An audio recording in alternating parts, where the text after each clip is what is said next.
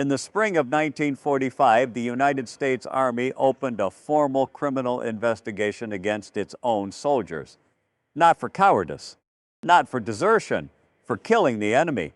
The men under investigation were decorated combat veterans who had fought for over 500 days across Sicily, Italy, and France.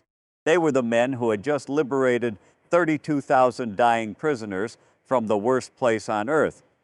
And the officer the Army investigated most thoroughly, the one man who had run into his own soldiers' machine gun fire to stop a massacre, was Felix Sparks. He was 27 years old. He would carry what happened at Dachau for the next 62 years, and he never once said he was sorry. April 29, 1945. 9 days, that was all that remained of the 1,000-year Reich. 9 days before Adolf Hitler would press a pistol to his own temple in a concrete bunker beneath the ruins of Berlin. 9 days before the guns across Europe would finally exhaustedly go silent. 9 days before the flags came down and the world could begin the long, terrible work of counting everything that had been lost. But on this specific morning, in the cold gray countryside of southern Bavaria, those 9 days stretched out like an eternity. The war was still alive, still moving, still killing people who had survived everything else it had thrown at them. And the men of the 45th Infantry Division had no idea that before this particular day ended, they would cross a line that none of them would ever be able to uncross for the rest of their lives. The sky above Bavaria that morning was the color of dirty iron. Low clouds pressed down on the frozen fields like a ceiling slowly collapsing. The bare trees along the narrow Bavarian road stood perfectly still, black skeletons against a gray horizon, waiting for something they could not name. No wind, no birds. The kind of cold that does not announce itself with drama, but simply occupies every available space, filling your lungs and the gap between your collar and your jaw and the thin place between your gloves and your sleeves with a damp, bone-deep chill that has been there so long it no longer feels like an intrusion. It was the kind of morning that felt wrong before anything had actually gone wrong. The 45th Infantry Division moved through that landscape in a long, grinding column. Sherman tanks with their tracks throwing mud in dark arcs, canvas-covered troop trucks with cracked windshields and engines that coughed in the cold, jeeps with their paint worn down to bare metal at every edge. The column stretched back through the Bavarian tree line for nearly a mile, a slow, heavy, mechanical river of men and steel pushing eastward through a country that was visibly finally dying around them. Burned-out German vehicles sat in the ditches alongside the road. Farmhouses stood with their shutters closed and their chimneys cold. White sheets hung from second-floor windows in village after village, the universal, desperate signal of people who had decided that whatever was coming down that road was something they wanted no further part of. The war was almost over. Everyone could feel it, but almost is a dangerous distance from over, and the men who had learned that lesson across 500 days of combat were not about to forget it now. These men had a name that suited them completely, the Thunderbirds. They were mostly farm boys from the flat red plains of Oklahoma, young men raised on physical work that started before sunrise and ended after dark, on the specific self-reliance of people who live far from anywhere and have learned to solve their own problems because there is no one else to call. Mixed among them were factory workers from Pittsburgh and steel workers from Philadelphia and kids from the crowded blocks of New York City who had never seen a wheat field before the Army introduced them to one. And there were Cherokee and Creek men from the Indian nations of eastern Oklahoma, men who carried a warrior tradition that predated every European army on the continent by centuries, who had come to this war with something in them that military training could refine but had not needed to create. By April 29, 1945, every single one of these men had been in continuous combat for more than 500 days. Let that number sit for a moment. Not 500 days of training, Not 500 days of waiting around a base in England. 500 days of actual combat. 500 days of mud and artillery and cold, and the specific grinding, intimate violence of men trying to kill each other at distances close enough to hear it happening. They had stormed the rocky beaches of Sicily in the brutal summer heat of 1943 when the sand was so hot it burned through the soles of boots. They had survived Anzio, that frozen, miserable strip of Italian coastline where German artillery had hammered them relentlessly for 4 months, where men learned that the ground itself was the only reliable shelter and that the sound of incoming artillery becomes, after enough exposure, something the nervous system processes before the conscious mind can. They had pushed through the winter forests of southern France with frozen feet and empty stomachs, clearing towns house by house, room by room, with rifles and grenades and whatever else was available when the ammunition ran short. They had watched their friends die, not the clean, edited deaths of training films, but the actual deaths of actual men they had eaten and slept and argued beside for 2 years. Sudden, random, violent deaths that carried no narrative meaning and followed no dramatic logic and left behind nothing except absence, and the specific guilt of the man standing close enough to see it happen and far enough away to survive it. They had killed many times, at ranges close enough that there was no abstraction available to protect the mind from the full reality of what a rifle does to a human body at 10 yards. They had killed with their hands shaking and their teeth clenched and their minds going somewhere else, because somewhere else was the only survivable place to be in that moment. They had seen entire cities reduced to rubble so complete and so uniform that it no longer resembled the ruins of anything, just an endless gray field of broken material that had once been streets and buildings and the organized texture of human life. These men believed fully, reasonably, based on extensive empirical evidence, that they had already encountered the absolute outer limit of what human beings are capable of doing to one another in the name of war, ideology, and the acquisition of territory. They were catastrophically wrong. At 0900 hours, Lieutenant Colonel Felix Sparks was riding in the passenger seat of his Jeep at the head of the column. Sparks was 27 years old. He had been in the field for the same 500 days as his men. 27, the age at which most men are still in the early uncertain stages of figuring out who they intend to become.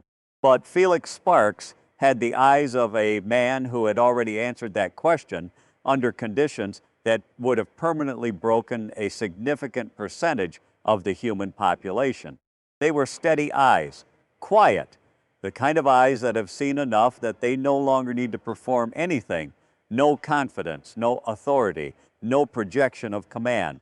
The steadiness was simply there, like bedrock, because everything that could shake it already had, and it had held anyway.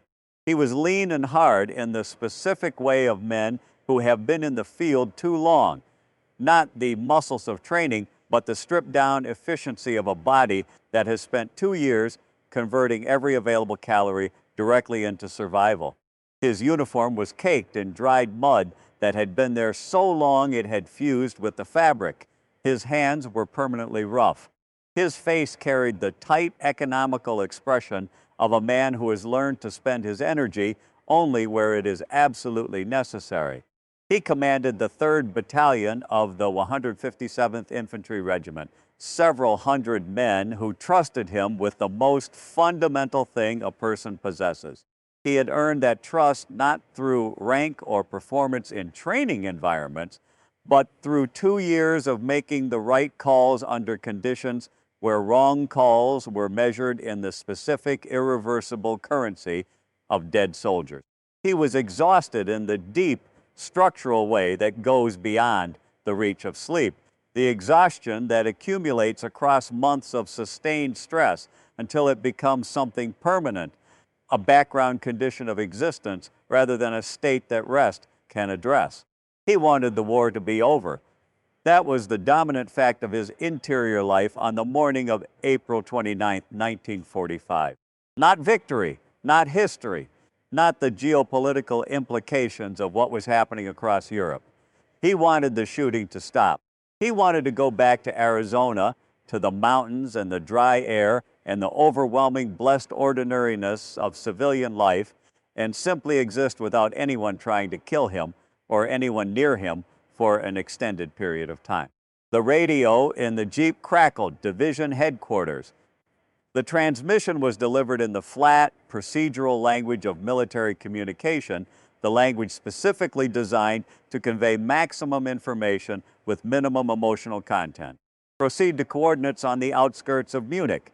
Secure a facility marked on operational maps as a concentration camp. Expect light resistance. Treat as routine. Routine. Sparks looked at the map coordinates. He had encountered the phrase concentration camp before. Most American soldiers had by April 1945.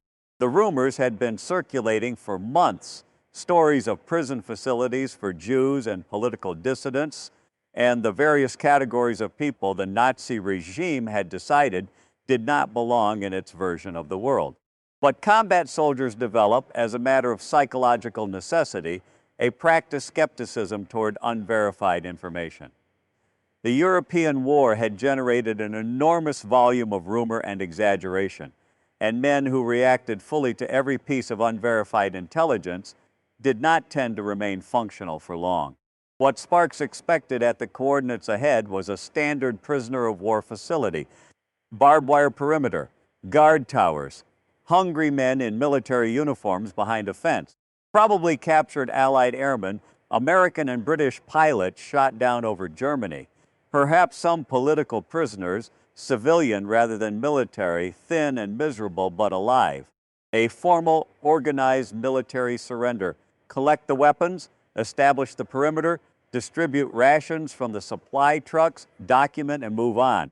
That was what routine meant on April 29, 1945. He folded the map. He told his driver to keep moving. In the trucks behind him, the soldiers of the 45th rode in the particular silence of men who have been in the field too long for conversation to serve any useful purpose. They sat on hard wooden bench seats with their M1 Garand rifles between their knees and their helmets pulled low over their eyes. Some were sleeping in the practiced, upright way of combat veterans who have learned to take unconsciousness wherever and whenever it presents itself, regardless of circumstances. Some were writing letters on their knees, the handwriting made jagged by the vibration of the truck over the rutted road. Some were simply sitting with the specific blank expression, eyes open, face slack, thoughts entirely elsewhere, that develops in soldiers as a form of psychological self-defense after extended periods of sustained stress. A way of being physically present while sending the mind somewhere that does not contain artillery fire and the smell of things burning. Nobody was talking. There was nothing left to say that had not already been said 500 times on 500 other cold gray mornings in 500 other European fields. And then the smell arrived. It did not build gradually. It did not drift in at the edges of perception and slowly accumulate. It arrived all at once, sudden and total, striking the men in the open trucks like a physical object, like something with mass and force, like walking through a door into a room that contains something you have no word for. It was not the smell of a battlefield. Every man in that column knew battlefield smells the way a person knows the smell of their own home, immediately, completely, without needing to think about it.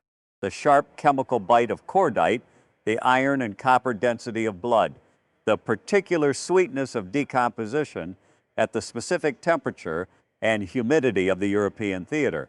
Those smells were terrible, but they were known. They had categories. They existed within the vocabulary of things these men had already encountered and survived. This was something different. This was something that seemed to come from outside the normal taxonomy of human experience.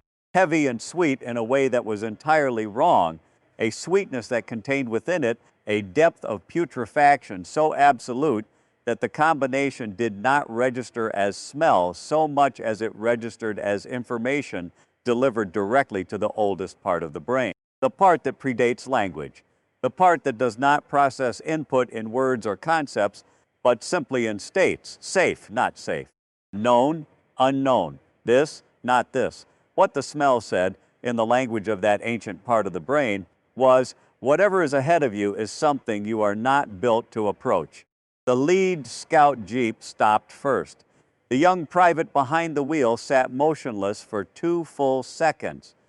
2 seconds during which his body apparently processed what was happening before his mind had fully caught up.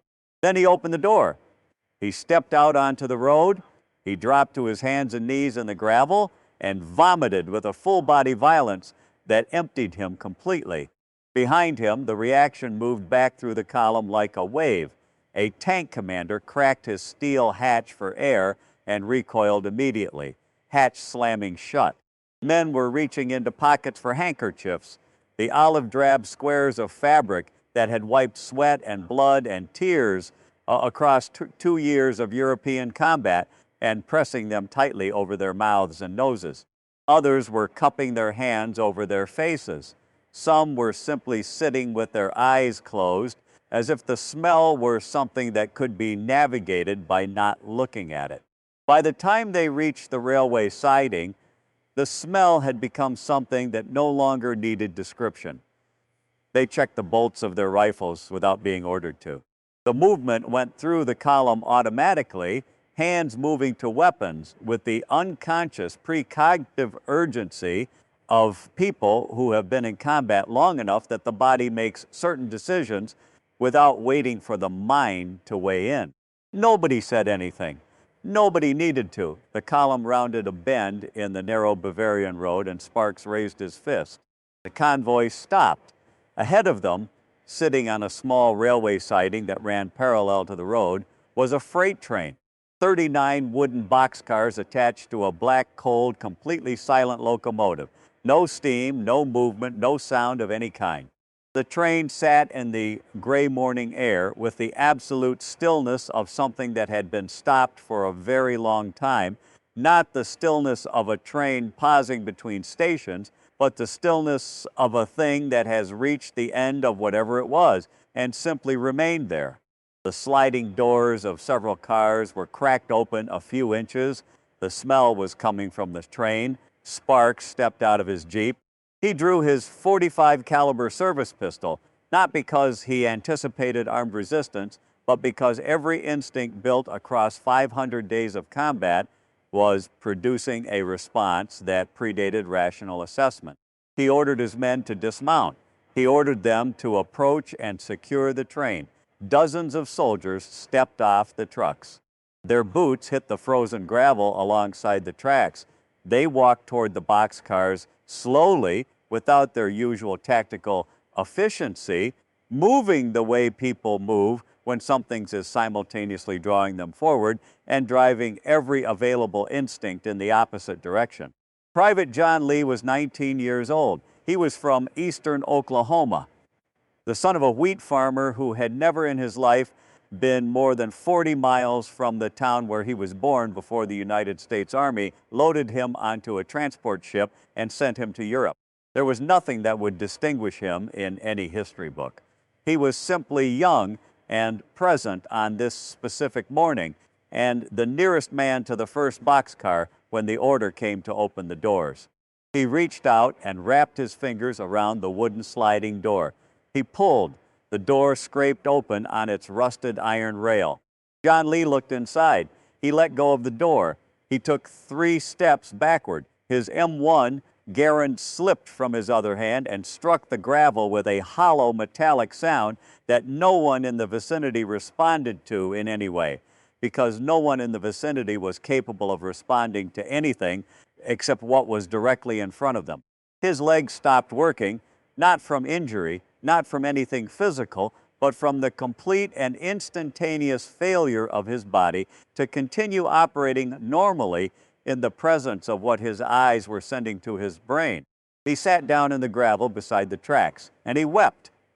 Not quietly, not with the restrained private grief of a soldier maintaining composure under observation. He wept the way a very young child weeps, openly, completely, with his entire body involved, his face buried in both hands and his shoulders shaking, because what was inside that boxcar had reached through 19 years of constructed adulthood and found the child that adulthood is built on top of, and the child had no mechanism for this. No category, no prior experience that provided any framework at all for what he was seeing. Sparks ran forward. He stepped past Lee without stopping. He grabbed the edge of the open boxcar door with both hands and looked inside. Felix Sparks had been in continuous combat for 500 days. He had seen men killed by flamethrowers at close range. He had seen what a direct artillery hit does to a human body. He had walked through towns where civilians lay dead in the streets and stepped around them because there was no time to do anything else. He had built, through 2 years of absolute necessity, a functional capacity to process extreme violence and keep moving, to see terrible things and absorb them and continue operating, because continuing to operate was the only available response that served any useful purpose. He stopped moving completely. The car was filled with human beings, or with what had been human beings. They were naked.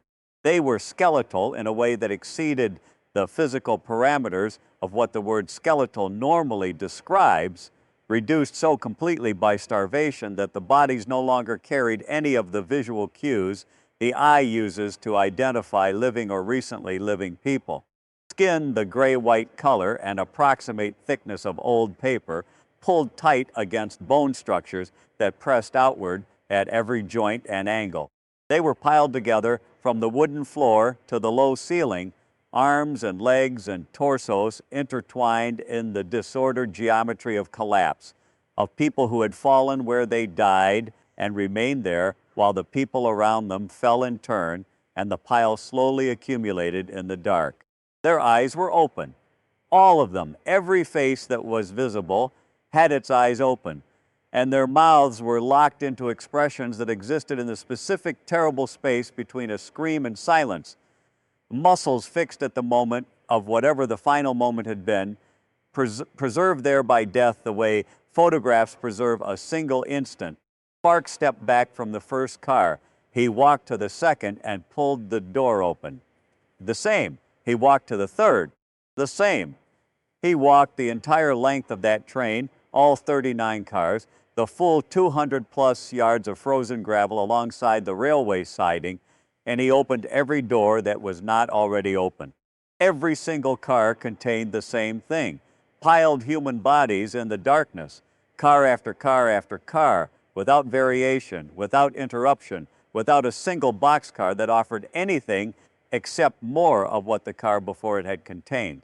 Later, when investigators assembled the full accounting, they would count more than 2,000 bodies in those 39 cars.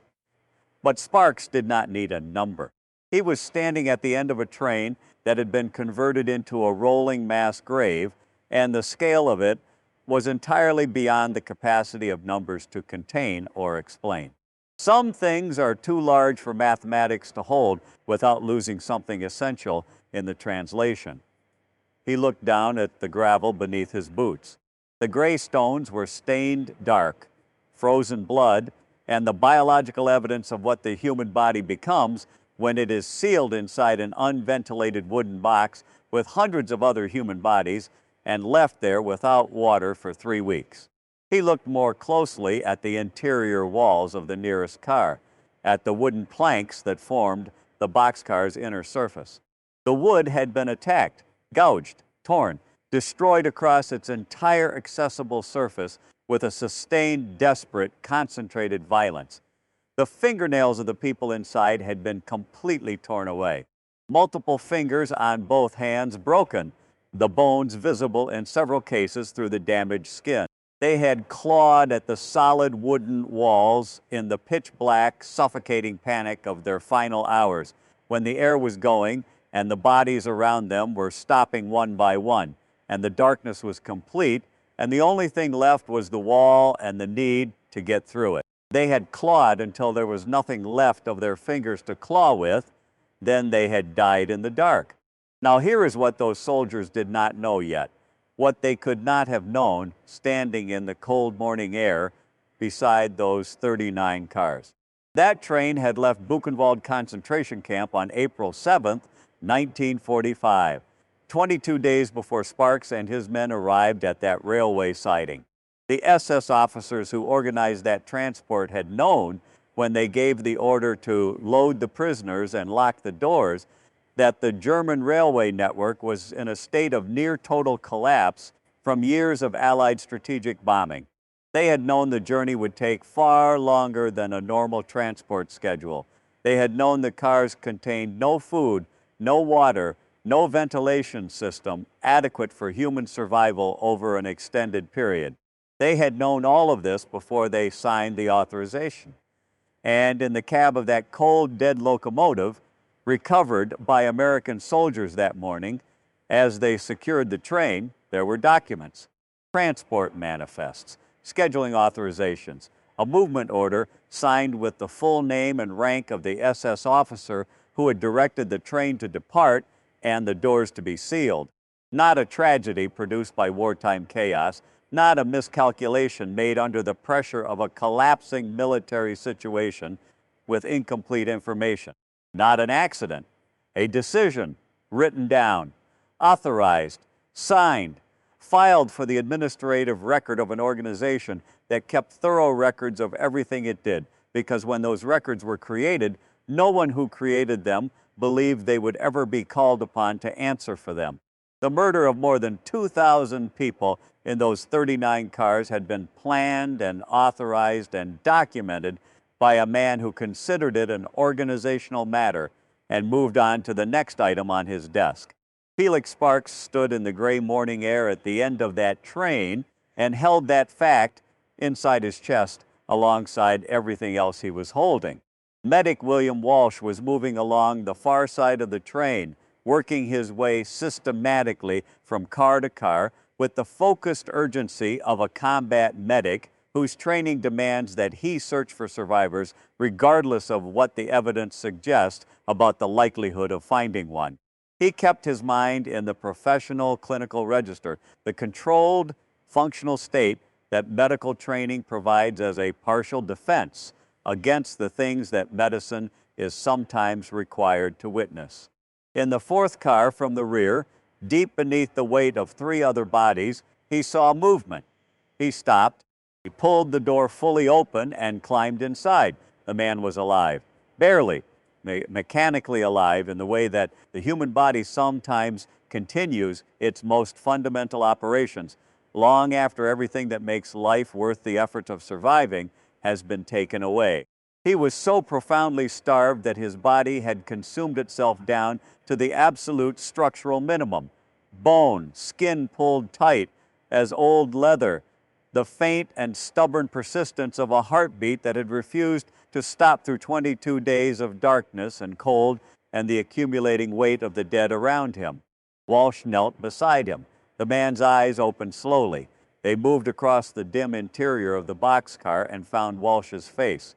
And then, in a moment that Walsh would carry inside him for the rest of his life, that he would describe to historians and researchers decades later with the same precision and the same weight as the morning it happened. The man smiled. Small, exhausted, completely genuine. The smile of a person arriving at the exact moment they had stopped believing would ever come. The smile of someone who held on past the point where holding on made any rational sense and made it. He opened his mouth. He was trying to say something. Walsh leaned close enough to feel the warmth of his breath against his cheek. No sound came. The man's eyes closed. His chest rose once more. One small, shallow final movement and was still. Walsh remained kneeling in the dark boxcar for a moment, surrounded by the dead, looking at the face of a man who had survived 22 days of conditions that should have been unsurvivable, who had held on through every reason to stop holding on, who had made it all the way to the exact moment of rescue, and arrived 60 seconds too late. Walsh stood up. He climbed back out of the car. He stood on the gravel in the cold morning air. His face went through several transitions. Grief, a specific horror that has no clean label, something that looked like the expression of a person whose understanding of what is possible has just been permanently revised. And then it settled into something that was none of those things. Blank, not the blankness of shock, the blankness of a mind that has processed everything available and arrived at a place that exists beyond the normal range of human emotional response. A place that is very close to something old and patient and entirely dangerous. He gripped his rifle without thinking about it. Around the train, the same transformation was occurring in every man at the same moment. The ones who had been weeping were no longer weeping. The ones who had vomited were standing straight again. The men who had been unable to move were moving now, with a new energy, purposeful and cold, and without any of the hesitation that had characterized their approach to the train an hour earlier. This was not anger. Anger is loud and hot and burns itself out. This was something that had settled into a deeper place, something structural, something that was going to be there the next day and the day after that, and for a very long time beyond this cold April morning. Felix Sparks felt it in his men. He felt it in himself. He understood with the complete clarity of a commander who had spent 2 years learning to read soldiers under extreme stress exactly what this meant and exactly where it was going. He chambered a round in his pistol. He ordered the battalion forward. They left the 39 cars behind them and moved toward the towers and brick walls of Dachau, visible above the tree line ahead. They did not move with tactical caution. They did not move with the measured, controlled efficiency of experienced combat infantry executing a planned operation. They moved with the specific, unambiguous energy of men who have settled something in their minds and are moving toward what comes next. The compound walls rose ahead, massive, red brick, built to last, built not for the duration of a war, but for a system its architects believed would run indefinitely. Above the main entrance, iron letters spelled out words in German, Arbeit macht frei, work sets you free. The Thunderbirds did not slow down. They kicked the doors off their iron hinges and walked into the worst place on earth. And what happened inside those walls, in the courtyard, in the coal yard, at the gates, and in the years of silence that followed, is what the rest of this story is about. The first thing they encountered was the guardhouse, a small reinforced concrete structure near the railway entrance to the outer compound. Functional, military, completely ordinary in its architecture, the kind of small fortified post you would find at the entrance to any German military installation in 1945. Inside were 4 SS soldiers. They were young, immaculate. Their gray and black uniforms were pressed with a precision that seemed almost hallucinatory in the context of everything surrounding them. Their black leather boots were polished to a mirror finish. Their collar insignia, the twin lightning bolts of the Schutzstaffel, caught the dull morning light with a cold metallic gleam. Here is what those 4 men did not know, and what matters enormously to understanding everything that happened in the next 60 seconds. These were not concentration camp guards in the traditional sense. They were Waffen-SS, combat soldiers, members of elite frontline divisions who had been sent to the Dachau area weeks earlier to recover from serious battle wounds sustained on the Eastern Front. They had not operated the gas chambers. They had not run the crematoriums. They had not stood in the watchtowers above the prisoner enclosures for years, watching human beings starve. By the strict technical definitions of the Geneva Convention, they were wounded combat soldiers in a recovery area. They had rights. They had legal protections. None of that would matter. None of that could possibly matter to men who had just spent an hour opening the doors of 39 boxcars. The 4 SS soldiers watched through the concrete walls of their guardhouse as the American soldiers swarmed through the outer gate. They watched the Thunderbirds, filthy, exhausted, shaking with something that was not quite rage and not quite grief, but contained the full force of both, pour into the courtyard. And the 4 SS men made a calculation based on everything they had been told about Americans. They had been told that Americans were soft, democratic, rule-following. Soldiers who fought clean and processed their prisoners cleanly and followed the regulations of civilized warfare with the earnest diligence of men who actually believed in them. The lead SS soldier made his decision. He unbuckled his pistol belt. He let it drop to the concrete floor of the guardhouse. He stepped outside into the gray morning air of the courtyard. He raised his hand slowly, with the deliberate confidence of a man who believes the situation is under control. He opened his mouth to state his name and rank. He never finished the sentence. The crack of the M1 Garand was sharp and absolute in the heavy morning air. The SS soldier's head snapped back. He was dead before his knees buckled. He collapsed straight down into the mud of the courtyard, his polished boots pointing upward at the gray sky, his immaculate uniform instantly darkening with the spreading evidence of what a .30 caliber round does to a human skull at close range. His arrogant expression was gone. His name was gone. Everything he had been, everything he had assumed about this moment was gone in a fraction of a second. The 3 remaining SS men inside the guardhouse screamed. They dropped to their knees. They threw their hands into the air, begging, in German, in the universal language of raised palms and terror, for the protection of the conventions they had just watched fail to protect their commander.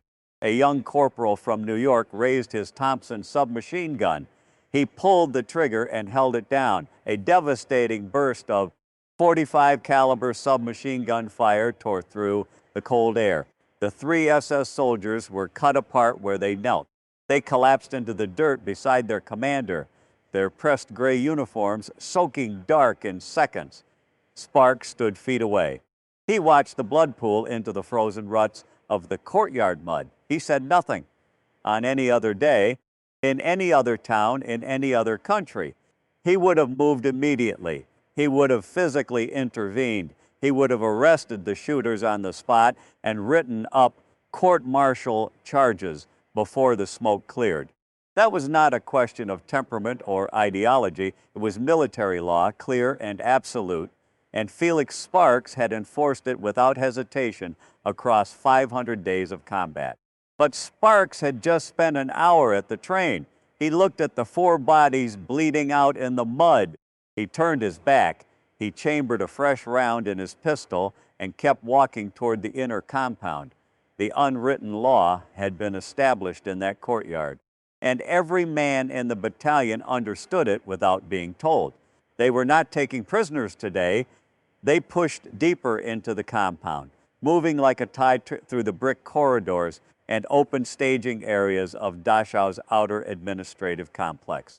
They cleared buildings. They kicked in doors. They moved through the industrial architecture of organized murder, the offices, the processing areas, the infrastructure of a system that had been running for 12 years with the cold efficiency of a factory. And then they reached the coal yard.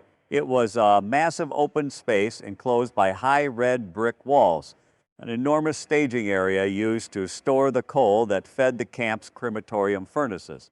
The smokestacks rose above the walls in a straight vertical line against the gray sky, tall and black and permanent looking, built to last. The air in the yard was wrong in a way that was immediately and physically apparent. It was thick with a fine, greasy particulate, a gray-white ash drifting slowly down from the smokestacks, settling on the cold steel of American helmets, on shoulders, on the backs of hands. It took the men several seconds to understand what the ash was. When they understood, several of them stopped moving entirely. Just stopped, standing in the middle of the coal yard with the human ash of Dachau's dead settling on them like dirty snow, and were simply unable to continue forward for a moment that stretched into something timeless and terrible. Then a door opened on the far side of the coal yard. Approximately 50 German soldiers emerged from a large hospital building adjacent to the yard. They came out in a group, moving carefully, with their hands raised and their eyes on the Americans. They were Waffen SS, the same elite combat designation as the men at the guardhouse. Most of them showed visible signs of medical treatment, bandages on heads and arms, some moving with the stiff, careful gait of men with wounds that had not fully healed. One man was on crutches. They had been in Dachau's hospital facility for weeks, recovering from frontline injuries sustained on the Eastern Front. They had arrived at this place by the accident of military logistics. They were, by any strict legal definition, wounded prisoners of war. The Americans surrounded them immediately. They screamed at the Germans to get their hands up, to get against the wall, to move now.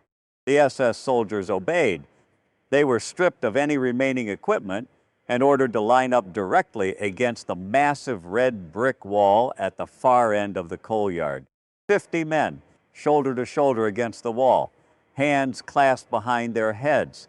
And here is what happened and why it matters. Even standing against that wall, surrounded by heavily armed men whose faces carried the specific expression of people who have already decided something, many of the SS soldiers could not fully suppress who they were. Some were genuinely terrified, visibly shaking, faces pale, eyes darting. Those men understood the situation with complete clarity, but many of the others, the career officers, the men who had worn the lightning bolt insignia long enough for it to become identity rather than uniform, stood straight, shoulders back, chests out, looking at the filthy, exhausted American infantrymen surrounding them with an expression that contained, even now, even here, a residue of contempt. They still believed in the hierarchy that had organized their entire existence. They still believed that their status as wounded combat veterans entitled them to specific treatment. They believed the Americans would follow the rules because the Americans always followed the rules. They had badly miscalculated what kind of Americans they were dealing with today. Lieutenant Jack Bushyhead walked into the center of the coal yard. He was a Native American officer from eastern Oklahoma, from the same Indian nations that had sent so many of their men into the Thunderbird Division. He was perhaps 25 years old, lean and quiet with a stillness about him that was not passivity, but its opposite, the stillness of a man whose interior life runs very deep and very controlled. He had walked the complete length of the death train that morning. He had looked into every open door. He had not said a single word about what he saw. His face, since the train, had been unreadable, not blank in the way of a man suppressing emotion, unreadable in the way of stone. Bushyhead directed 2 of his men to bring a heavy .30 caliber air-cooled machine gun into the center of the coal yard and position it directly facing the line of prisoners against the brick wall. The men did it quickly, without question. They set the weapon on its tripod, oriented the barrel toward the 50 Germans standing 20 yards away. Bushyhead stepped behind the gun. He gripped the wooden handles. He reached forward and racked the bolt. The metallic sound, that specific, heavy, unmistakable sound of a crew-served weapon being charged, echoed off the high brick walls of the coal yard and hung in the cold air. The 50 SS men flinched. Several of the more frightened ones made small, involuntary sounds. The ones who had been standing straight went slightly less straight. The American soldiers surrounding the prisoners on 3 sides had their rifles up, fingers on triggers, knuckles white. Some of them were shaking, not with fear, but with the physical manifestation of an emotion that had nowhere left to go except through the trigger.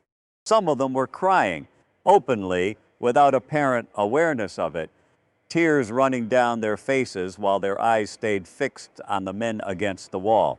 Not tears of grief, something else, something that had no single name. The tension in that coal yard was the kind that exists just before the thing that cannot be undone. And then one of the SS officers in the middle of the line made a decision that would define the next 30 seconds. He was one of the ones who had been standing straight one of the ones whose contempt had not fully left his face, even against that wall. He had been watching Bushyhead, watching the machine gun, watching the Americans around him with the calculating expression of a man who still believed he could manage this situation. He lowered his hands, slowly, deliberately. He took one step away from the brick wall. He opened his mouth to speak, to demand, in the voice of a man accustomed to being obeyed, that he be permitted to address the commanding American officer. He wanted to state his rights. He wanted to invoke the protections he was owed. He wanted to make his case in the orderly, hierarchical language of military protocol. He had catastrophically misread the room. Private John Lee was standing on the left flank of the American perimeter. He was 19 years old. He was the same young man who had opened the first boxcar door 3 hours earlier and seen what was inside. He had spent those 3 hours carrying that image in his body with nowhere to put it. His hands had been shaking since the railway sighting. His mind had been doing something that 19-year-old minds are not designed to do for extended periods. When the SS officers stepped away from the wall, something in Lee simply broke. He screamed, "They're escaping. They're trying to escape." It was not true. There was nowhere to escape to. 50 men surrounded against a wall in an enclosed yard. Nobody was escaping. Every soldier present knew it was not true. It did not matter. For a group of armed, traumatized men who had been looking for a reason, who had been holding something back for 3 hours that desperately needed to go somewhere, it was enough. Jack Bushyhead did not hesitate. He squeezed the trigger of the M1919 Browning. The machine gun opened with a sound that was less a noise than a physical event, a continuous hammering thunder that seemed to compress the air in the enclosed yard and press it against the chest like a physical force. The weapon fired at roughly 450 rounds per minute. At 20 yards against a line of men standing against a brick wall, the effect was catastrophic and immediate. The line of SS soldiers came apart. Men jerked and folded and spun with the impact of the rounds. The brick wall behind them, the massive red wall of the Dachau coal yard, was struck repeatedly, chips of old brick exploding outward in small clouds of red dust. The men on the far ends of the line tried to dive into the coal dust at the base of the wall. The American riflemen on the perimeter opened fire simultaneously, dozens of M1 Garand rifles firing as fast as hands could work the triggers. 8-round clips emptied, the distinctive metallic ping of the empty clip ejecting. Fresh rounds loaded and fired again. It lasted perhaps 15 seconds. It felt much longer. Sparks had moved through the administrative corridor toward the crematorium complex when the world behind him exploded in gunfire. He recognized the specific sound of the M1919 Browning immediately, a sound no experienced infantry officer can mistake, and he was already running before the conscious decision to run had fully formed. He ran back through the brick corridors of the outer compound, through the administrative areas, back toward the coal yard, running with the full physical urgency of a man who knows exactly what that sound means and exactly how much damage it is capable of doing in 15 seconds. He came through the entrance to the coal yard at a dead run. He did not take cover. He did not slow down. He ran directly toward the machine gun, directly across the line of fire of his own men, which was an act of either extraordinary command authority or something that had moved beyond the calculation of personal risk entirely. He reached the gun. He kicked the barrel upward with his boot, hard, forcefully, redirecting the fire into the gray sky above the brick walls. He grabbed the soldier feeding the ammunition belt by the collar and physically threw him backward. He pulled his own pistol and fired it into the air, not at anyone, upward, the universal combat signal for ceasefire, and screamed at his men to stop. He physically pushed rifles down with his bare hands. He moved through his own soldiers, hitting weapons away from shoulders, getting between them and the wall, using his body as an obstacle because his voice alone was not enough. The firing stuttered, slowed, stopped. The silence that followed was one of the worst silences in the history of that already terrible place. A thick cloud of blue-gray gun smoke drifted slowly across the coal yard. The air smelled of cordite and copper. At the base of the red brick wall, at least a dozen SS soldiers were dead instantly. Dozens more were down, wounded, bleeding into the black coal dust. The wall itself was pocked and chipped across its entire width, the old red brick marked with the evidence of what had just happened. Bushyhead took his hands off the wooden grips of the machine gun. He looked at the wall. He looked at what was at the base of the wall. He turned his head and spat a dark wad of tobacco onto the frozen ground. He did not speak. Some of the American soldiers around the perimeter were staring at what they had done with expressions that contained no readable emotion at all. Others had sat down in the coal dust, their rifles across their knees, their faces in their hands. The adrenaline was crashing now, leaving behind it a hollow chemical emptiness that felt like the inside of an abandoned building. Sparks looked at the wall. He had stopped it. He had run into the fire and stopped it before the last man went down. And still men were dead, and dozens more were bleeding, and the coal yard of Dachau was a crime scene by any definition that military law had ever produced. He had stopped the massacre. He had not prevented it. Those are two different things, and Felix Sparks would spend the rest of his life understanding exactly how different they are. While the coal yard was still settling into its terrible aftermath, something was happening simultaneously on the opposite side of the Dachau compound, something that would later add a layer of legal complexity to an already legally catastrophic day. At the main western entrance to the camp, SS Obersturmführer Heinrich Wicker was conducting a formal military surrender. Wicker was approximately 30 years old, with the precise bearing of an officer who had spent his career inside institutional structures that rewarded correctness and punished deviation. He had taken command of Dachau only days earlier, when the camp's previous commandant had fled into the Bavarian mountains rather than face what was coming.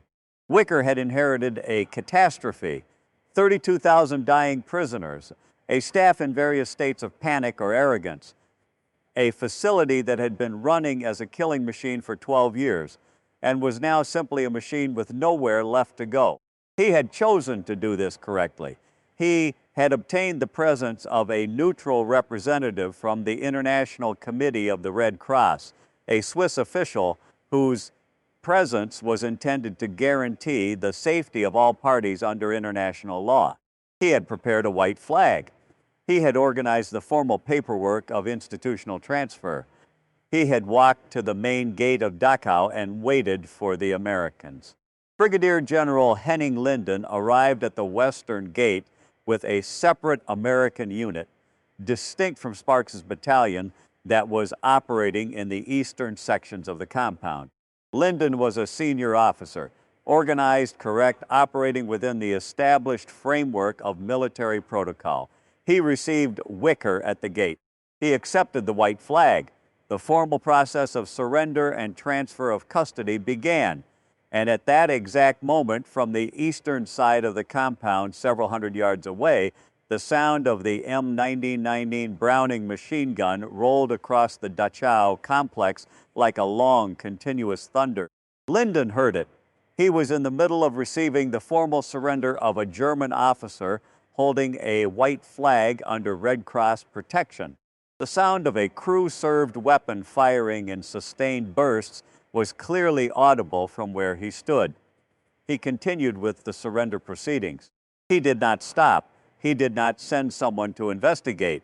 He did not pause the formal transfer of custody to determine what was happening to the men who had just been taken prisoner in his command area. He kept going. He signed what needed to be signed. He received what needed to be received. Wicker was then shoved against the wall by an American soldier who had come from the coal yard direction.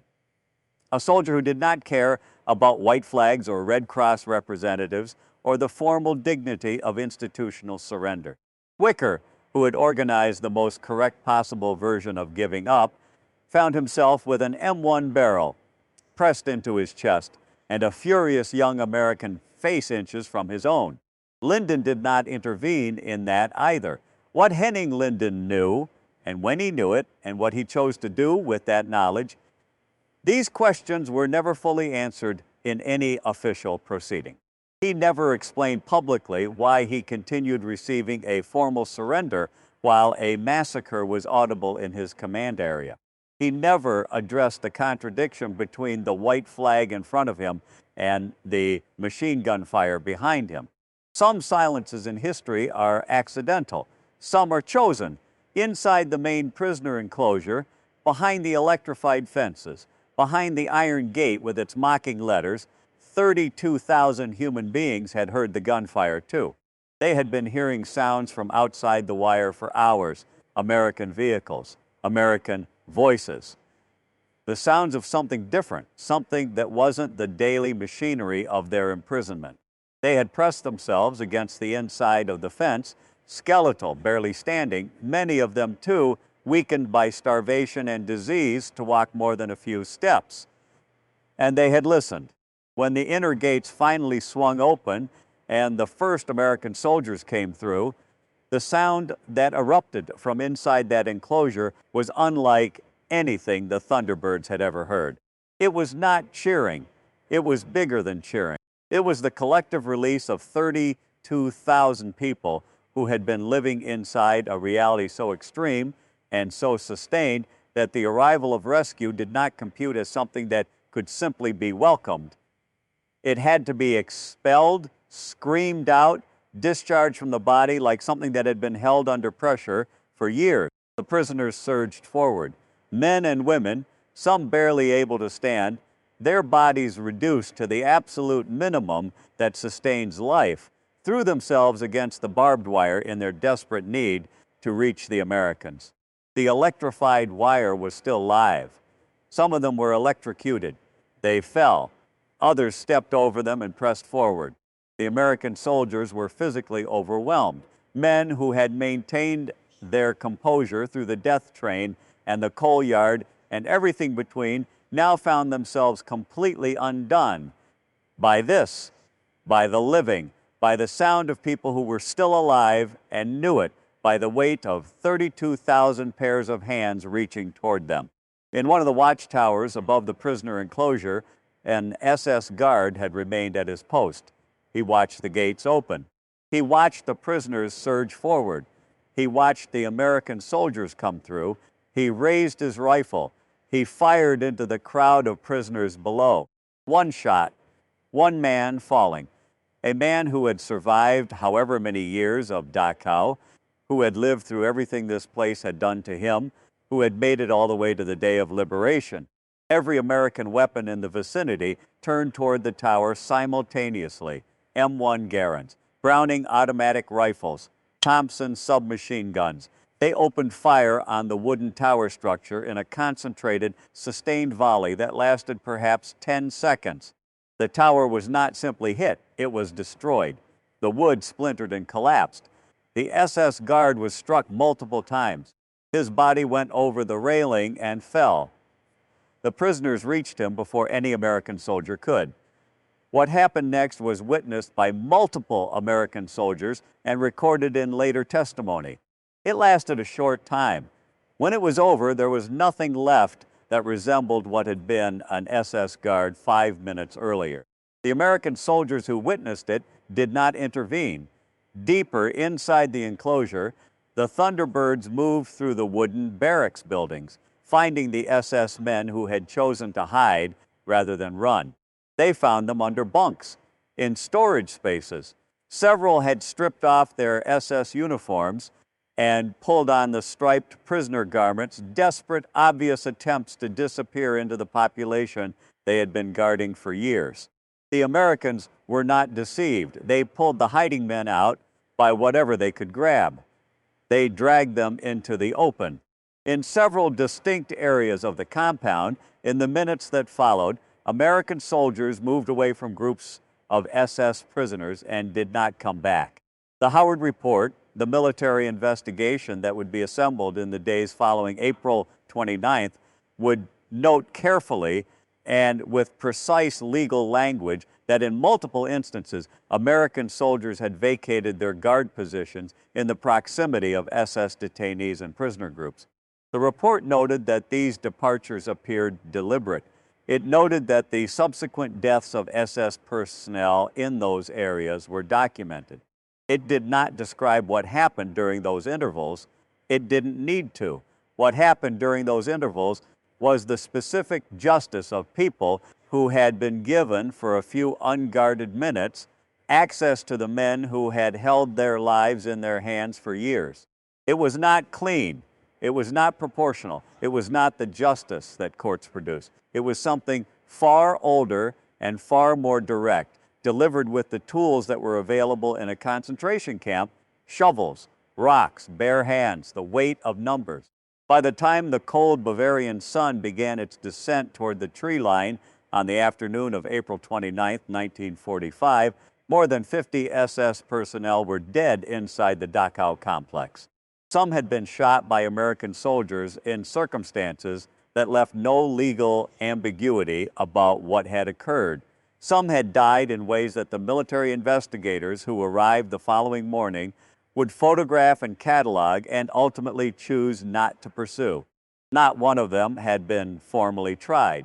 Not one of them had been given the opportunity to make their case before a court, to present evidence, to invoke the legal protections of the system they had served.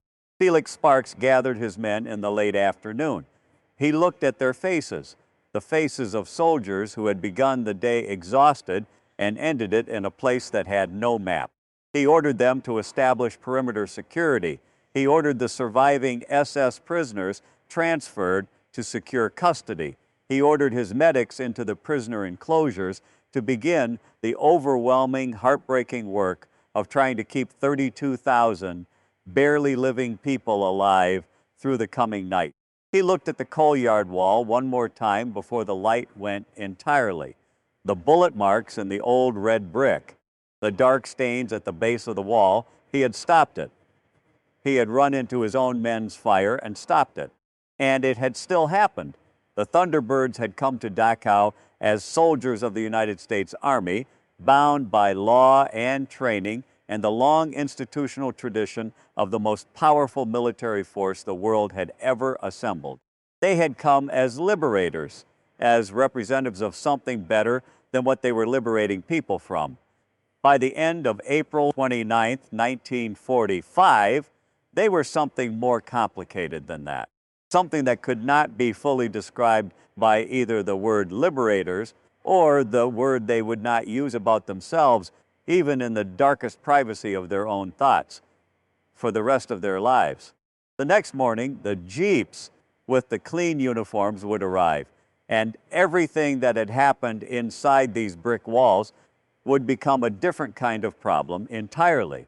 The morning of April 30th, 1945, arrived over Dachau the way mornings arrive over places where terrible things have recently happened, quietly, without acknowledgement, with a thin, pale light that illuminated everything and explained nothing. The fires were out. The gunsmoke had long since dispersed into the cold Bavarian air. The sounds of the previous day, the machine gun, the rifles, the screaming of 32,000 people simultaneously discovering that they were still alive, had been replaced by something that was almost silence, but not quite. The almost silence of a place still processing what it had been through. Inside the prisoner enclosures, American medics worked through the night and into the gray morning, moving between the wooden barracks buildings with their aid bags and their inadequate supplies, trying to keep people alive who had been kept alive by nothing except, well, for longer than medical science could fully explain. 32,000 people, most of them at the absolute threshold between living and not living, their bodies compromised by years of systematic starvation and disease, that the arrival of food itself was dangerous, that eating too much too quickly after that level of deprivation could kill a person as surely as continued starvation. Some of them died in the night. Men and women who had survived Dachau for years, who had held on through everything this place had done to them, who had lived long enough to see the Americans come through the gate, who had felt, for the first time in years, something that might be called hope, died in the hours after liberation because their bodies had simply been asked to do too much for too long. The medics kept working. There was nothing else to do except keep working. At approximately 0800 hours on the morning of April 30th, a convoy of American military vehicles turned off the main Bavarian road and drove through the outer gates of Dachau. These were not combat vehicles. They were staff cars and administrative jeeps, clean, relatively undamaged. Their paint not yet caked with the accumulated mud of 500 days in the field. The men who stepped out of them wore the green uniforms of the United States Army, but their uniforms were pressed. Their boots were clean. Their faces had the particular quality of men who had spent the last several months of the most destructive war in human history in offices rather than fields. They carried leather briefcases. They were attorneys, military lawyers from the Judge Advocate General's Corps, accompanied by investigators from the Inspector General's office. They had driven from their headquarters facilities with desks and electric lights and functioning plumbing, to conduct a formal military investigation into reported violations of the laws of war that had allegedly occurred at Dachau on April 29, 1945. They stepped out of their vehicles and looked around. They saw the coal yard wall. They walked toward it with the careful, systematic attention of men trained to process a scene. They examined the bullet impacts in the old red brick. They looked at the dark staining at the base of the wall. They opened their briefcases and took out cameras and notebooks and the precise instruments of legal documentation. They began to photograph. They began to measure distances. They began to write things down in the careful, neutral language of official military investigation. They had not been at the train. They had not opened the doors of the 39 boxcars. They had not smelled what the men of the 45th Infantry Division had smelled when they were still miles away from this place. They had not knelt in the dark interior of a boxcar beside a man who smiled and died in the first minute of rescue.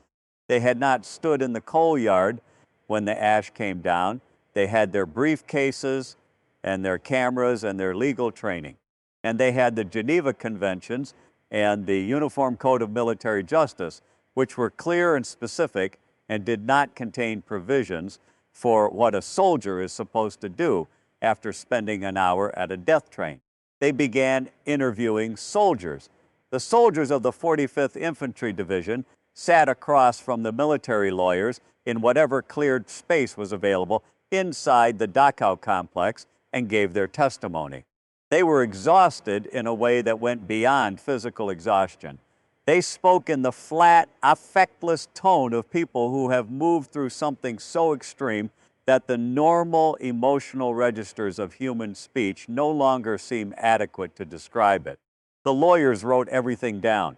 The investigation assembled itself with the systematic efficiency of a legal process doing exactly what legal processes are designed to do: gathering facts, establishing timelines, identifying actors, building the evidentiary foundation for the judgments that come after. The investigators established that a significant number of SS soldiers had been killed in the coal yard by automatic weapons fire. They established that additional SS personnel had been killed in other areas of the compound under various circumstances. They established that the total number of SS dead exceeded 50. They established that all of these men had been, at the time of their deaths, in various states of having surrendered or attempted to surrender.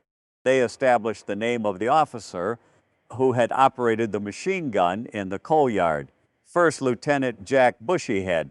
They established the name of the commanding officer who had been present and who had ultimately intervened to stop the firing, Lieutenant Colonel Felix Sparks. The Howard Report, named for the investigating officer, Lieutenant Colonel Joseph M. Howard, took shape over several days of testimony collection and evidence examination. It was a thorough document. It was a legally rigorous document. It documented what had happened at Dachau on April 29th with the precision that military legal process demands, and it arrived at conclusions that the evidence demanded. War crimes had been committed by American soldiers at Dachau.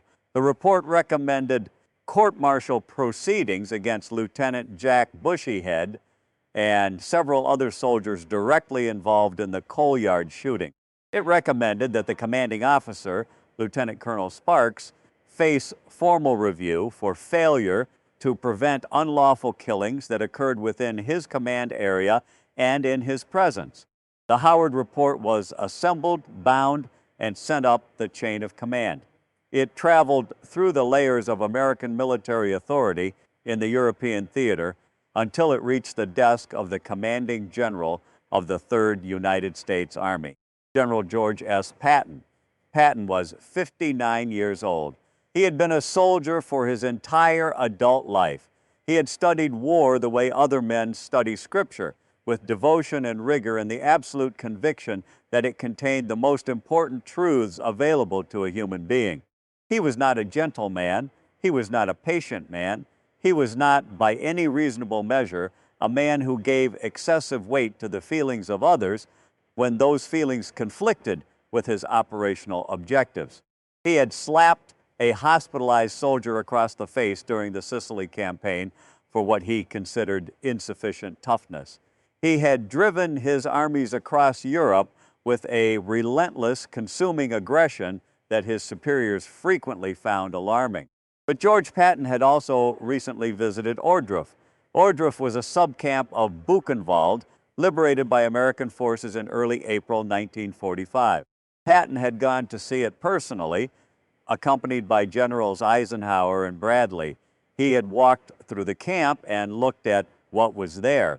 And George Patton, a man who had spent 40 years constructing himself into the hardest possible version of a soldier, a man who had seen more violence than most people could imagine and absorbed it without visible effect, had walked behind a wooden shed at Ohrdruf and vomited.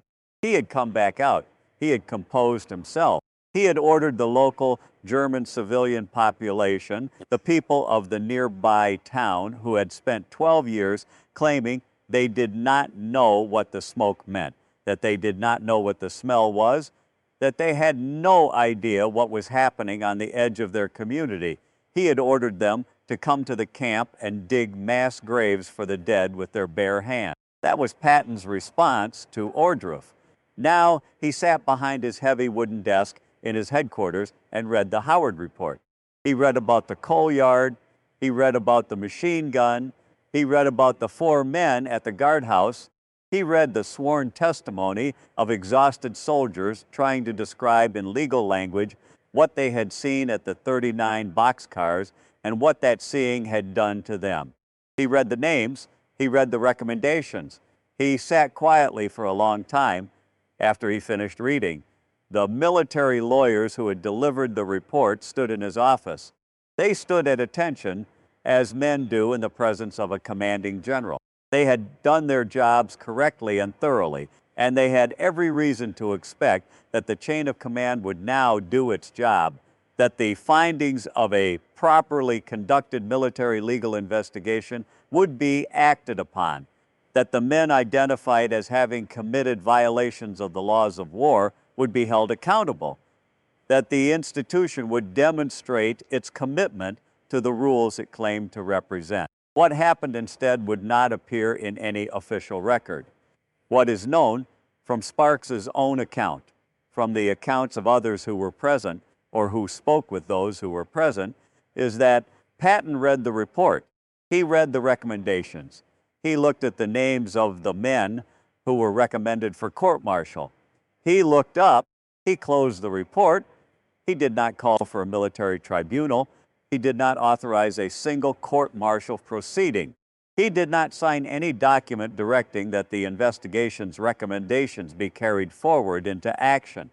He said, in words that were reported by those present and recorded in Sparks's later memoir, that no soldier under his command would be punished for killing an SS guard at Dachau. He said that any American soldier who had walked into that camp and failed to act was less than a man. He said it with the absolute authority of a commanding general who had decided that the matter was closed. Then he closed it. The Howard Report disappeared into the administrative silence of a chain of command that had decided at its highest available level not to act. No court-martial was convened, no formal charges were filed, no soldier who was present at Dachau on April 29, 1945, was ever tried, convicted, or imprisoned for anything that happened there. The investigation was over. The evidence was buried, not literally burned. That detail, dramatic as it is, belongs to the version of the story that history made more cinematic than it actually was. What happened was something more institutional and, in its own way, more complete. The report was filed. The file was closed. The classification level was raised. The paper trail was placed in a category that made it inaccessible to journalists, historians, and the general public for decades.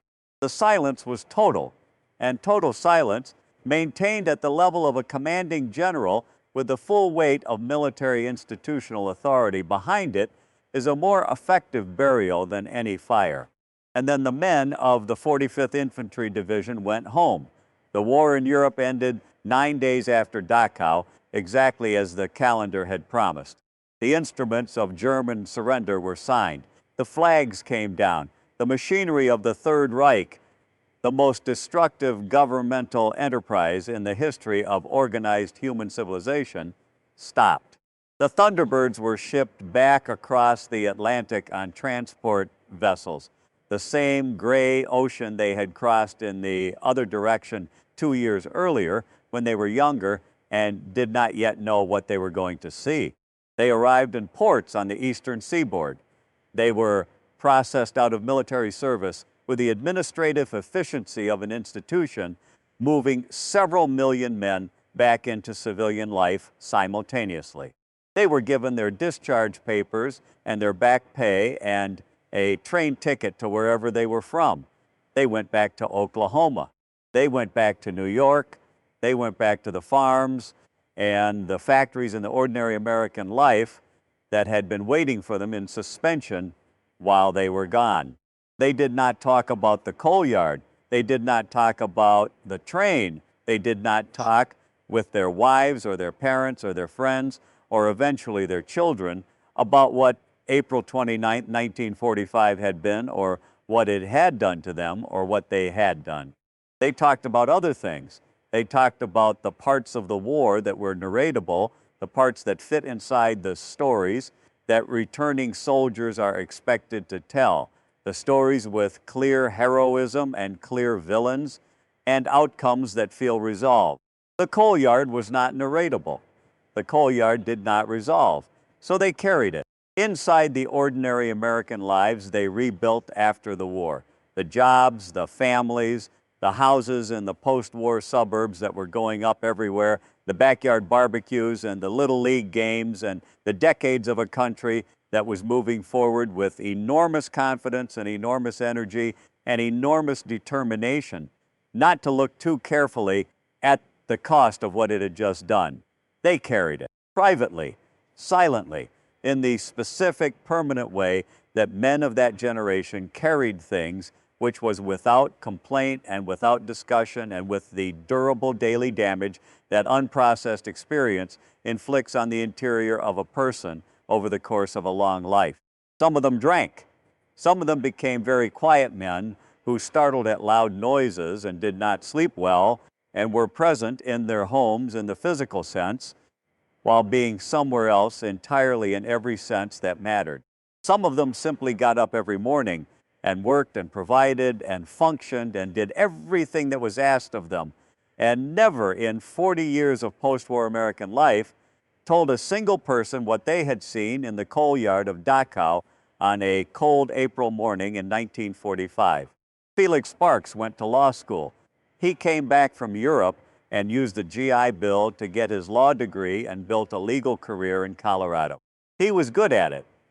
The same qualities that had made him an effective combat commander, the steadiness, the clarity under pressure, the ability to hold a complex situation in his mind and act within it without losing himself, translated into the civilian legal world with the precision of a well-fitted instrument. He rose through the Colorado legal system over the following decades. He became a judge. Eventually, he was appointed to the Colorado Supreme Court, where he served with a reputation for careful, principled jurisprudence. The man who had run into his own men's machine gun fire in the coal yard of Dachau became, in his civilian life, one of the people responsible for administering the rule of law in his state. He did not talk about April 29th for a very long time. The silence held through the 1950s and the 1960s and the 1970s. The country moved through its post-war decade. The veterans of World War II became the fathers and then the grandfathers of a country that celebrated what they had done in Europe in broad, simplified terms: the greatest generation, the good war, the clear moral victory over obvious evil, while the specific, complicated, legally and morally unresolved details of what had actually happened in places like the coal yard of Dachau remained filed away in the classified silence where Patton had put them. In 1984, nearly 40 years after the liberation of Dachau, Felix Sparks spoke publicly for the first time about what had happened there. He was in his late 60s by then. The angular, hard-worn face of the young colonel had settled into the dignified gravity of an old man who had lived with something large for a very long time. He had agreed to give testimony to historians and researchers who were working to document the full history of Dachau's liberation. People who had found the Howard Report in the National Archives after its declassification, who had read the formal legal language of the investigation and understood that the documented version of April 29th was missing most of what had actually occurred. Sparks talked. He was careful and precise. The habits of a lifetime in the law did not leave him even in conversation. He described what he had seen at the train. He described the coal yard. He described running into the line of fire, kicking the barrel of the machine gun skyward, throwing the ammunition bearer to the ground. He described looking at the wall afterward. He did not ask for absolution. He did not offer elaborate explanations. He did not construct a legal or moral argument for what had happened.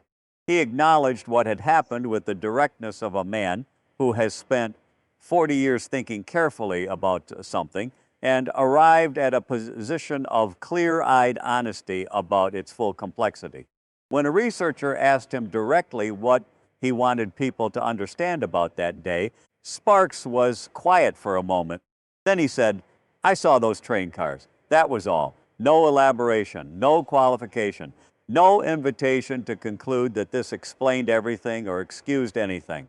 Just the simple statement of a fact that he had apparently decided, after 40 years of carrying it, was the most honest and complete answer he could give." He died in 2007 at the age of 90. He had lived long enough to see the history of Dachau's liberation become very gradually more complete, to see the classified reports come out of the archives, to see the full picture assembled from testimony and documentation, to see the story told with something approaching the full truth of what had happened in all its irreducible complexity. Jack Bushyhead never spoke publicly about the coal yard. Whatever he carried from April 29th, 1945, he carried entirely privately for the rest of his life. His name appears in the Howard Report. It appears in the historical record of the liberation of Dachau. It does not appear in any public statement, interview, or personal account of that day because Bushyhead never gave one. He took the coal yard with him completely in a silence so total and so sustained that it constitutes its own kind of testimony about what the weight of that day actually felt like. Heinrich Wicker, the SS officer who had organized the most formal and correct possible surrender of Dachau, who had arrived at the Western Gate with a white flag and a Red Cross representative and the full institutional machinery of an orderly capitulation, was taken into American custody, tried at the Dachau War Crimes Tribunal in 1945, initially sentenced to death, a sentence later commuted and ultimately reduced to time served before his release. He lived into old age. He died in West Germany decades after the war, an old man in a country that had spent those decades constructing a very careful relationship with the memory of what it had done. The 32,000 prisoners who had been behind the fence when the Thunderbirds came through the gate, the people whose screaming had sounded like 32,000 ghosts discovering they were still alive, faced the hardest part of their ordeal in the weeks and months after liberation. Thousands of them died. Their bodies, pushed past any reasonable threshold of survival, could not absorb the transition back to the world quickly enough. The medics worked, and the military brought food and medical supplies, and the machinery of Allied relief efforts moved into Dachau with everything it had, and still people died, because 12 years of systematic destruction does not reverse itself in days or weeks, regardless of how much is brought to bear against it. The ones who survived began the long, specific, impossible process of finding out what was left, whether their families were alive, whether the places they had come from still existed, whether the lives they had been living before Dachau were recoverable in any form. Most of them were not. Most of what had been before was gone, destroyed in the specific, total way that the Holocaust destroyed not just lives, but the entire fabric of existence that gives individual lives, their context and meaning. They rebuilt anyway, in Israel and in America and in what remained of Europe, and in every corner of the world where survivors eventually landed, they rebuilt. They built new families and new communities and new lives and new countries. They testified at Nuremberg and at subsequent trials. They wrote memoirs, they spoke to schools, they did the difficult, necessary, sometimes re-traumatizing work of ensuring that what had happened to them would not be permitted to disappear into silence the way so many things disappear into silence when the people who could speak become unable or unwilling to. They remained witnesses for decades until the last of them were gone. The Howard Report was declassified by the National Archives in the 1990s. Historians and researchers who read it for the first time encountered a document that had been sitting in the classified record for nearly half a century. A precise, legally rigorous account of what had happened at Dachau on April 29, 1945, including the findings, the recommendations, and the complete absence of any follow-up action. The report recommended court-martial proceedings against specific named individuals. The record showed that those proceedings were never initiated. The space between the recommendation and the inaction, the space where Patton had been, where the decision had been made and not recorded, where the institutional silence had been chosen and maintained, that space was still there in the declassified document, still visible, still unexplained by any official notation. The military had investigated itself and then chosen not to act on its own findings. This is not, in the historical record, a particularly unusual outcome. Institutions investigating their own conduct have a complicated relationship with the conclusions they reach.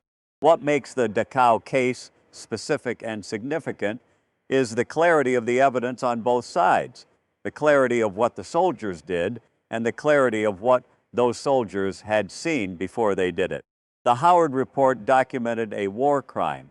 The historical record of what preceded that war crime, the train, the 39 boxcars, the 2,000 dead, the man who smiled and died in the first minute of rescue, documents the context within which that war crime occurred.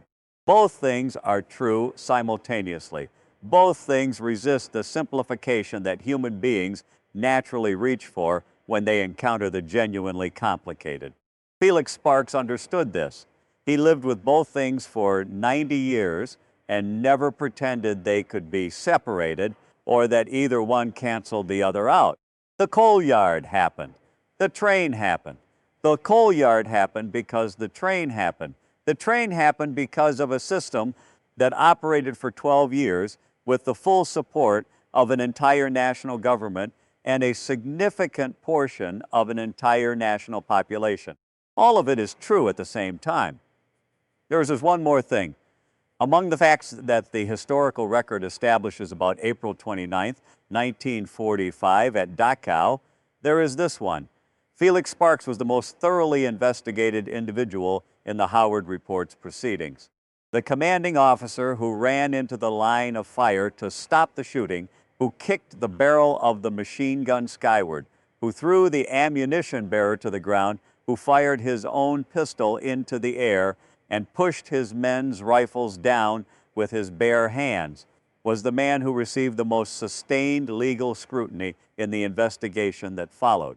The soldiers who had actually fired the weapons, most of them, were never individually identified in the report's final findings with the specificity that would have permitted individual prosecution. The investigation documented what had happened collectively while leaving the individual actors in a sufficient ambiguity that formal charges could not be built against most of them. The man who had tried to stop it was the man most clearly in the record. This is not an irony that requires elaborate interpretation. It is simply what happened when military law encountered a situation it was not designed to process, when the instruments of institutional accountability were applied to a day that had moved entirely outside the boundaries of what institutions are built to contain. The legal process found the person whose actions were most documented, most visible, most present in the testimony of every witness. Because Sparks had been running through the middle of everything, visible to everyone, impossible to miss, and built its case around the person it could most clearly see. The man who had tried to prevent a massacre was the one most clearly documented as having been present at a massacre. Sparks understood this too. He had spent his career in the law. He understood exactly what the Howard Report had done and why it had done it, and what it meant that Patton had chosen to close it rather than pursue it. He did not appear in any of his later statements about the investigation to regard this particular irony with bitterness. He regarded it, as he seemed to regard the entire day, with the steady, unsentimental clarity of a man who has looked at something complicated for long enough that he has stopped expecting it to be simple. April 29, 1945, a single day, 12 hours more or less, from the moment the column stopped at the railway siding to the moment the last gun fell silent inside the compound walls. 12 hours that contained within them the death train and the coal yard and the machine gun and the white flag and the silence of 32,000 people simultaneously discovering they had survived, and the specific total darkness of what it cost to survive something like Dachau. The men of the 45th Infantry Division, the Thunderbirds, the farm boys from Oklahoma, and the factory workers from Pittsburgh, and the Native American warriors from the Indian nations of the East came to Dachau as soldiers of the United States Army and left as something more difficult to name. Not heroes in the clean, uncomplicated sense that the word usually carries. Not criminals in the sense that the law requires for that designation. Something in between and below and beyond all of those categories. Human beings operating at the absolute outer edge of what human beings are capable of, both in what was done to the people behind that fence and in what the men who opened those boxcar doors became in the hours that followed. The thin line that Sparks talked about, the line between a disciplined soldier and something older and more dangerous, is not a line that appears on any map or in any field manual. It is not visible until it has already been crossed. And it can be crossed, as the Thunderbirds discovered, not by bad men choosing to do bad things, but by ordinary men encountering something so extreme that the entire framework of civilization that makes ordinary men possible simply ceases to function for a period of time. That is perhaps the most uncomfortable truth that April 29th, 1945 has to offer. Not that monsters did monstrous things, that is, in some terrible sense, comprehensible, but that ordinary men, given sufficient provocation, can cross the same line, and that after they cross it, they have to find a way to continue living, carrying the knowledge of what they are capable of alongside everything else that constitutes a human life. The Thunderbirds found a way. They went home and they raised families and they built lives and they got up every morning for 50 years and did the work of being alive in the world. They carried the coal yard inside them in the specific private darkness that veterans carry, and they kept going anyway. That, too, is something. The 39 boxcars remained at the railway siding for some time after liberation as evidence. They were eventually cleared. The railway siding is still there. The brick walls of Dachau are still there. The same walls, the same red brick, the same iron gate, with the same twisted letters spelling out the same lie. Arbeit macht frei. Work sets you free. The wall of the coal yard is still there too. The old brick, the place where the bullets hit. Some of the marks are still visible in the stone, small craters in the old red surface, made on a cold April morning by weapons fired by Americans in the coal yard of a German concentration camp in the final days of the worst war in human history. They have not been repaired.